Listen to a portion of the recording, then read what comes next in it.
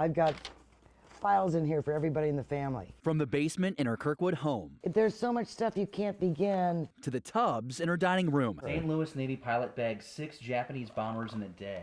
Well, that was the Saving the Lexington. And countless albums on shelves. I just got to get it all together in order, and that's a bitch. Jodie Foster carries a sense of humor as she sifts through records and relics of her uncle, Eddie Butch O'Hare. But I figure if I don't do it, no one's going to. Foster is one of O'Hare's 3 living nieces.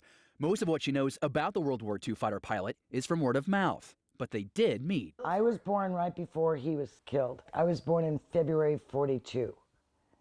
So he called me the one. I don't know why, but that's what he called me. Now Judy, in her early 80s, continues a crusade to tell the real story of Butch and their family. I think it's a shame, because I think the truth is way more interesting than the lies. Edward Butch O'Hare was born March 13, 1914, in St. Louis, growing up in South City on Cherokee Street. That was the German side. It was their grocery, his mother's side, and they lived up here. O'Hare attended the United States Naval Academy in Annapolis, Maryland from 1933 to 37. How he got in had been up to debate. Some historians say Butch's father, Edward, was involved with Chicago gangster Al Capone and that he flipped to the feds to get his son in the academy. Foster says he was always helping the FBI. It's important that his father get exonerated, too. Even when I talk to the military in St. Louis, they think Uncle Butch is great, but then they make some comment about his father being a piece of Even though the military historians have cleared it all up, nobody knows.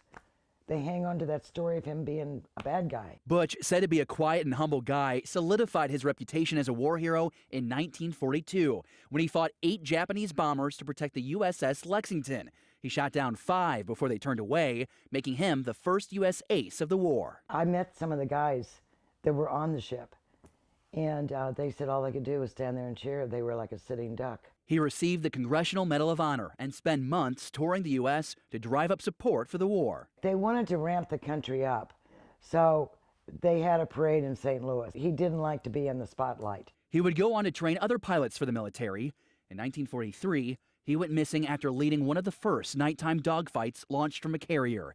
It was believed to be one of his fellow men who shot him down. In the last few years, the military historians talked to the Japanese too, and they had a pilot that said he shot him down.